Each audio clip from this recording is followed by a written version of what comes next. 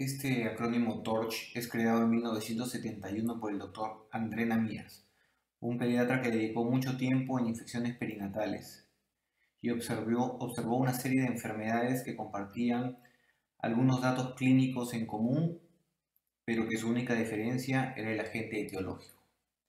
Principalmente este acrónimo fue descrito para la enfermedad de toxoplasmosis, rubiola, citomegalovirus y herpes virus, donde la O pertenece a otros agentes infecciosos, como vemos ahí: sífilis, hepatitis B, HIV, varicela, parvovirus, tuberculosis, Chagas, etc.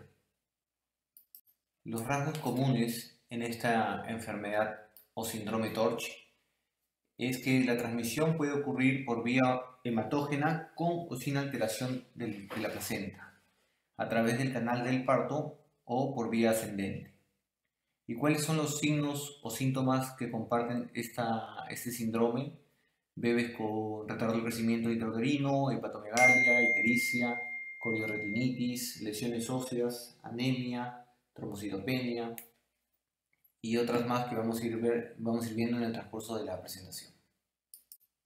Otro punto importante a tratar es que la enfermedad materna pasa generalmente inadvertida. La madre no hace síntomas, salvo aquellas madres inmunocomprometidas donde los síntomas van a ser más frecuentes e incluso graves. Y la mayoría o se asocia con anormalidades transitorias o malformaciones permanentes. La lesión producida depende de si la mamá adquirió la infección durante el embarazo, que hablamos de una primoinfección, o es una enfermedad o infección anterior que ha tenido una recurrencia o una recaída. Y va a depender de la edad gestacional del feto, pudiendo producir una reabsorción embrionaria, aborto, infección placentaria con infección fetal, RCI, como habíamos comentado, parto prematuro.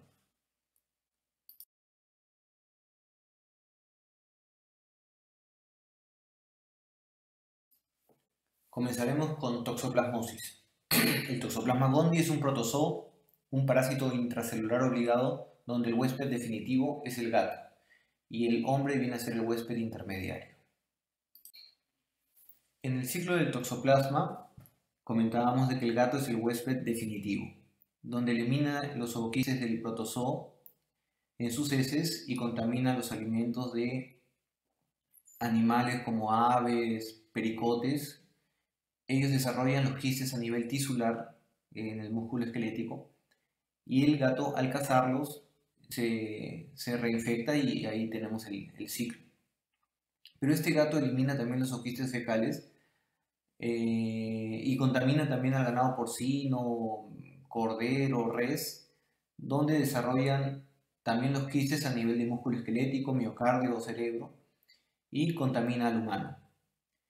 Otra vía de infección es la eliminación de estos ooquistes que contamina alimentos u objetos contaminados, de los cuales también consumimos y hacemos la infección. Hay reportes también de infección por vía transfusión o trasplantes, que es extremadamente raro. En el ciclo del toxoplasma hablábamos de que el gato es el huésped definitivo, el cual elimina ooquistes de este protozoo contaminando alimentos de roedores y aves, el cual desarrollan sus quistes a nivel tisular y este gato, al cazar estos animales, se contamina y ahí se perpetúa el ciclo. Ahora, el gato también elimina sus zooquistes y también puede contaminar al ganado porcino, vacuno, corderos, ovejas, de los cuales desarrollan igualmente los quistes a nivel tisular, a nivel del músculo esquelético, miocardio o cerebro, y contamina al humano al comer alimentos mal cocidos o crudos.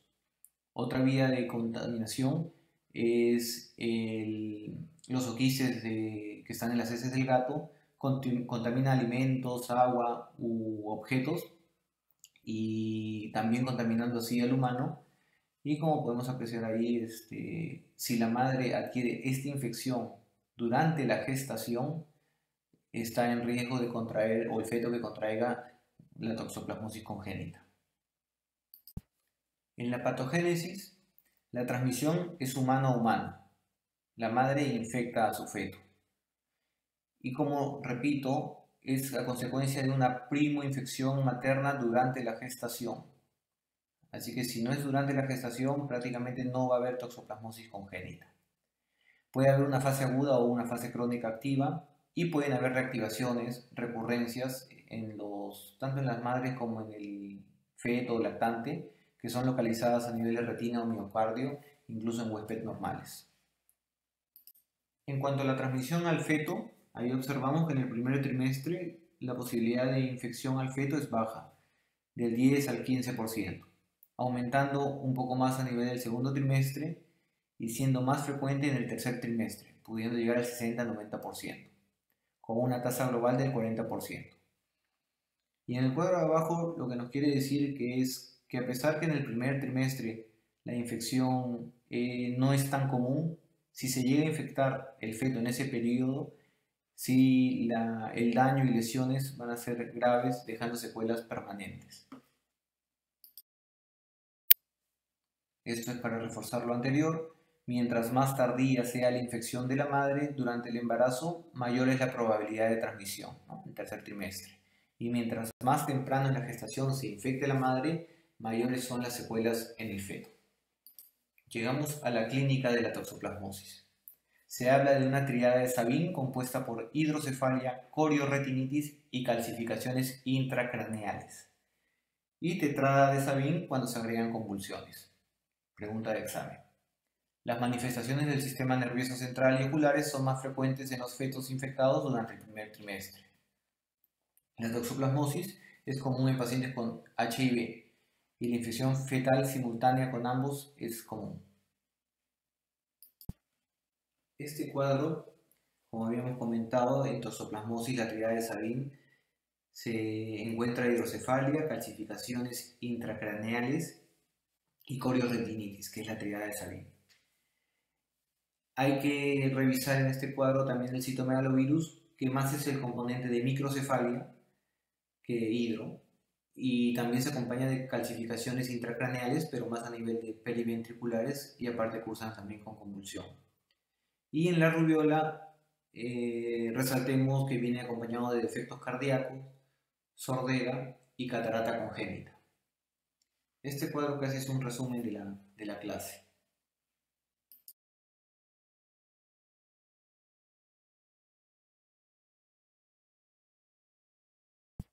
En cuanto al diagnóstico, tenemos las pruebas no serológicas, que es el aislamiento del parásito, por histopatología, PCR, pero lo más usado son las pruebas serológicas.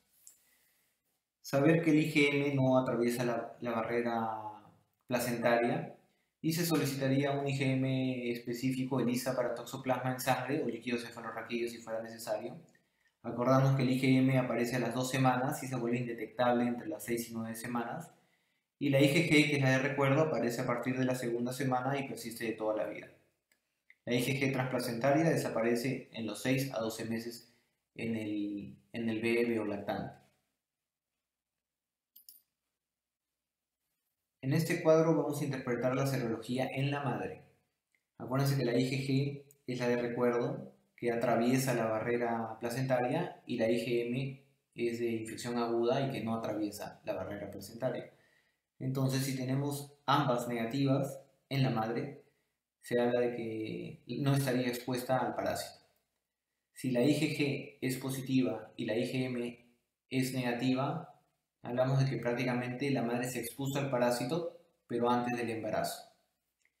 Si ambas salen positivas, nos habla de una infección aguda, existiendo la posibilidad de una infección crónica también, donde existe una prueba de avidez.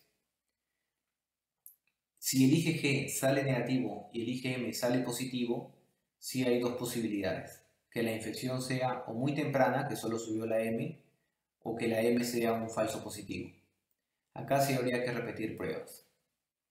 Si va a salir alguna pregunta de acá, no va a ser de la parte difícil sobre avidez o sobre la repetición de la prueba.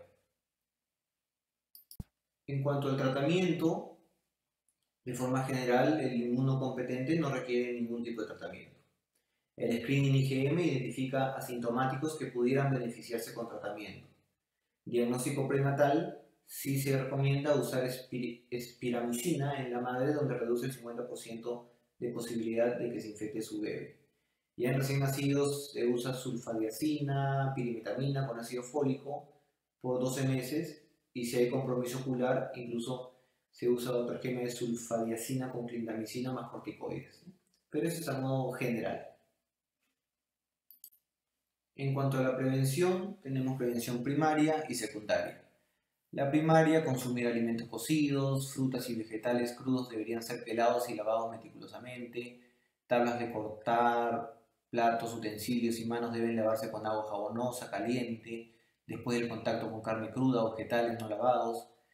Se recomienda a las mujeres embarazadas no hacer labores de jardinería ni limpiar la litera del gato, a menos que use guantes. Y los gatos no deben ser alimentados con carne cruda o pobremente cocida. Como prevención secundaria, anticoncepción por 6 meses luego de la primoinfección, evitar el embarazo, control serológico trimestral, evitar la transmisión vertical con espiramicina en la madre, estudio de líquido amniótico por PCR si fuera necesario, controles ecográficos seriados y seguimiento oftalmológico longitudinal del recién nacido hasta la escolaridad. Ahora pasemos a la rubiola congénita. Pertenece a la familia Togaviridae, es un rubivirus. Y como las otras infecciones, mientras se adquieren las primeras etapas de la gestación, la severidad va a ser mayor. Si la infección se adquiere en las primeras 8 semanas, el riesgo de malformación es el 50%. Entre las 9 a 12 semanas es el 40% y a las 13 y 16 semanas es el 16%. El riesgo de malformaciones congénitas ocurre solo hasta las 16 semanas. En cuanto a la clínica, o pasa asintomático, puede haber reabsorción del embrión en una fase temprana del embarazo, que incluso la madre puede pasar desapercibida. Puede haber abortos espontáneos, natimuertos, infección de solo placenta, infección de placenta y feto, y sí, malformaciones congénitas, trastorno del desarrollo, infecciones asintomáticas también. Y vemos que la tasa de infección de las 0 a 12 semanas puede llegar hasta casi el 70%. De las 13 a las 25 es menor y del 26 al 40% el riesgo de infección en el bebé es menor, ¿no? A diferencia de la toxoplasmosis, que vimos que en las etapas tempranas o en el primer trimestre era más raro que el bebé se infecte. En rubiola congénita también tenemos una triada que se llama la triada de Gregg, que nos habla de catarata, sordera y enfermedad cardíaca, pudiendo haber un síndrome de Gregg cuando se agrega microcefalia. Pregunta de examen. La pérdida auditiva y neurosensorial es la más común, llegando a un 58%, pudiendo ser uni o bilateral y puede no ser aparente hasta el segundo año de vida. Anormalidades oculares se presentan en el 43% de casos. Enfermedad cardíaca crónica puede darnos desde PCA, coartación de aorta, CIA, CIB, estenosis de la arteria pulmonar, entre otras.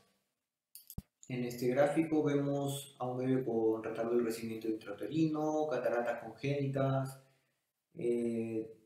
bebés con lesiones tipo torta de arándano, lesiones infiltrativas por eritropoiesis dérmica, un bebé con opistótonos por encefalitis, glaucoma congénito, adenopatías.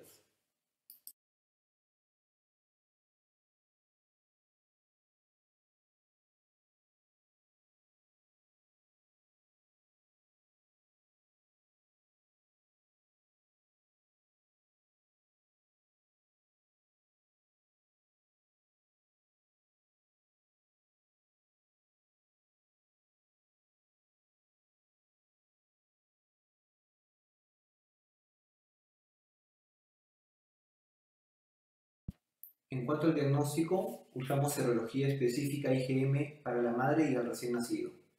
Si la infección ha sido muy precoz, es posible no encontrar IgM, por lo que la seroconversión de IgG en muestras seriadas es de utilidad. Otra forma de diagnóstico sería el aislamiento del virus a través de cultivo y PCR, que no es común. En cuanto a la prevención, la vacuna de la rubiola no está indicada en la gestante y se recomienda esperar entre 1 a 3 meses a concebir tras haber sido vacunada. La lactancia materna no está contraindicada. Ahora pasemos al citomegalovirus. Es una enfermedad causada por el herpes virus humano tipo 5 de la familia Herpes viridae.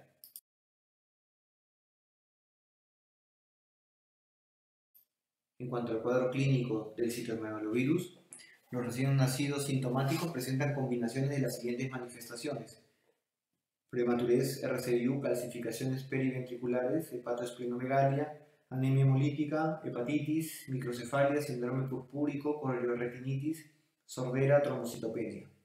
Donde lo más común es encontrar un bebé con microcefalia, calcificaciones periventriculares y convulsiones.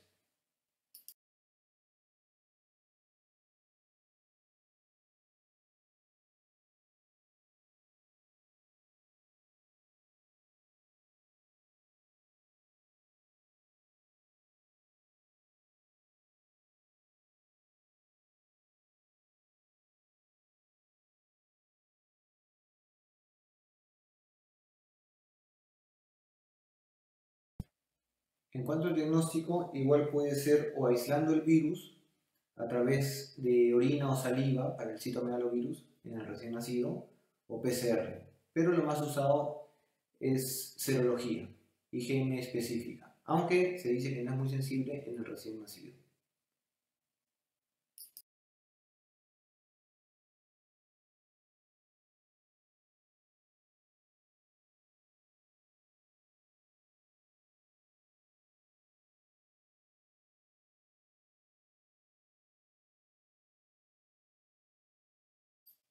En cuanto al tratamiento, se recomienda Ganciclovir según el grado de lesión o síntomas del recién nacido. En cuanto a la prevención, aislamiento de contacto durante la hospitalización y el seguimiento que requiere el recién nacido para buscar secuelas, especialmente auditivas. El herpes virus, el Dr. Vidal reporta en 1893 la transmisión humana. En 1930 se evidencia que no solo puede infectar la piel, sino también el sistema nervioso. Causado por un herpes viridae, tenemos el tipo 1 que es oral y el 2 genital. En cuanto a la etiología, ya hablamos que el agente etiológico es el herpes viridae simple, tipo 1 oral, tipo 2 de transmisión sexual. La infección neonatal se relaciona en un 60 a 80% en el tipo 2.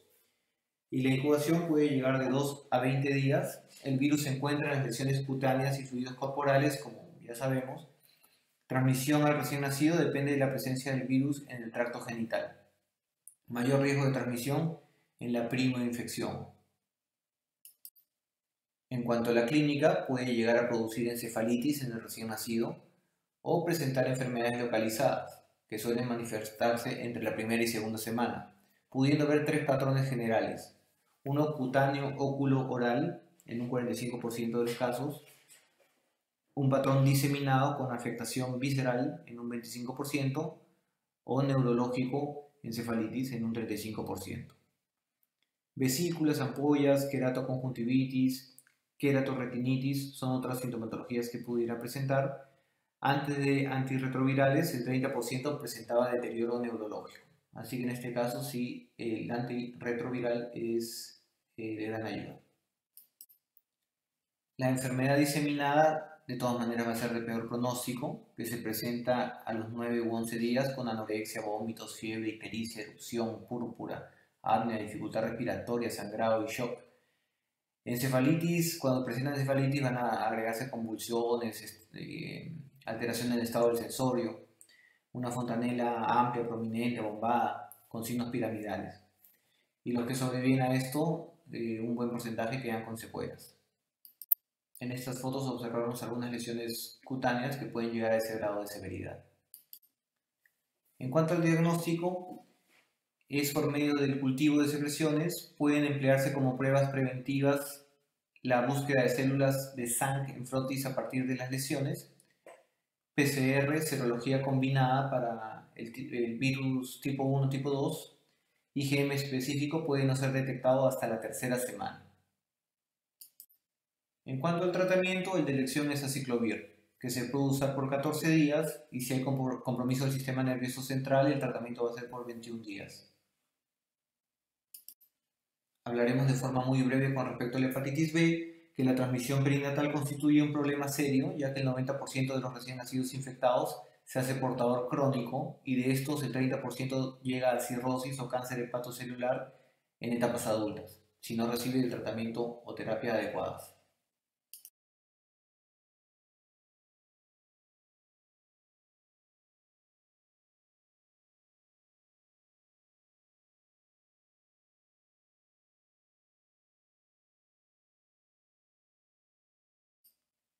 En cuanto al diagnóstico, ya lo manejan ustedes, todos los tipos de pruebas que hay para hepatitis B.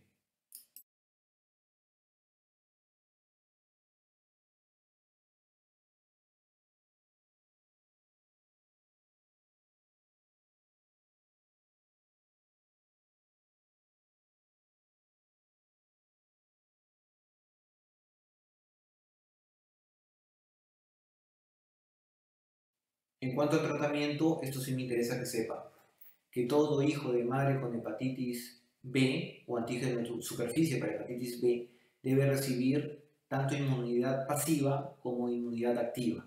Entonces tiene que recibir inmunoglobulina hiperinmune en las primeras 12 horas de vida, que es por vía intramuscular, y la vacuna antihepatitis B dentro de las primeras 24 horas de vida. Hay que hacerle seguimiento al bebé y se continúa con la lactancia materna. Ahora pasemos a sífilis congénita. Esta es una revisión de forma práctica de la norma técnica de salud para la prevención de la transmisión materno-infantil del VIH, sífilis y hepatitis B del MINSA 2019. Algunas generalidades sobre sífilis congénita. El paso a través de la placenta suele ocurrir entre la semana 16 y 28 del embarazo, pero se han descrito casos hasta infecciones en la semana 9. La probabilidad de que una mujer embarazada transmita la enfermedad al feto está relacionado con la fase de la infección, siendo durante el primer año de la enfermedad y sin tratamiento de aproximadamente el 90%, y disminuye en etapas tardías, y el pronóstico va a ser muy variable. Las manifestaciones clínicas, todo lo que vemos ahí, pretérminos, RCU, la neumonía alfa, hepatosplenomegalia, linfadenopatías, anemias, leucopenias, leucocitosis, trombocitopenias, manifestaciones mucocutáneas, lesiones óseas, manifestaciones renales a nivel del sistema nervioso central, ocular, pudiendo llegar a poliretinitis o retinitis, fiebre, rinorrea, sero sanguinolenta, pudiendo llegar al hidrops fetal. En cuanto a manifestaciones tardías, encontramos los dientes de Hutchinson, queratitis intersticial, nariz sencilla de montar, frente olímpica, a nivel del sistema nervioso central, retardo mental, hidrocefalia, convulsiones, sordera, ceguera, lesiones osteoarticulares con las articulaciones de Cluton, tibia en sable, gomas óseos, escápulas en forma de campana, paladar alto, mandíbula protuberante, micrognatia, fisuras periorales. Acá tenemos el pénfigo sifilítico, donde vemos lesiones hemorrágicas vesículo-bulosas. Este fluido hemorrágico contiene espiroquetas y es altamente contagioso.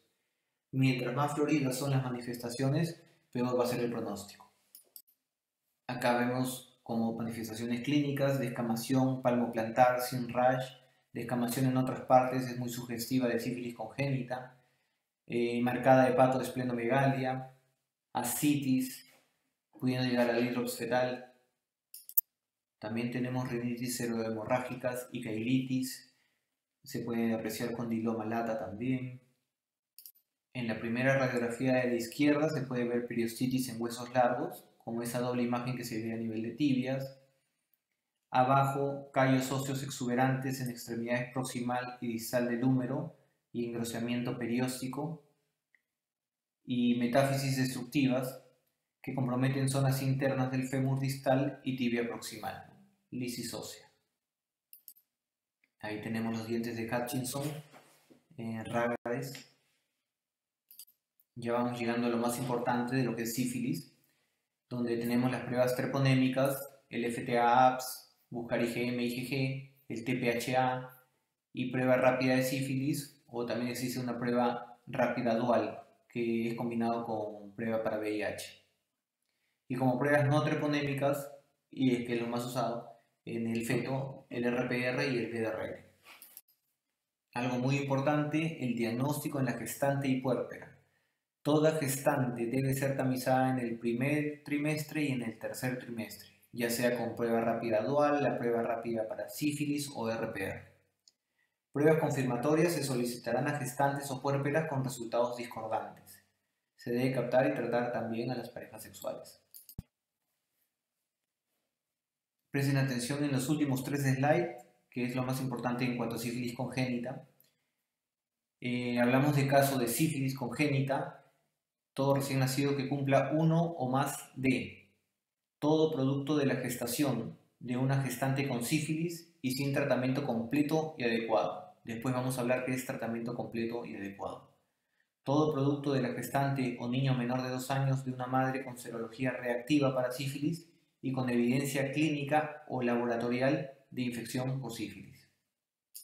En cuanto a las pruebas de laboratorio, se recomienda estudio anatomopatológico de la placenta, examen físico completo en el recién nacido, buscando lesiones activas, pruebas serológicas que vamos a ver a continuación, examen en campo oscuro de las secreciones del niño.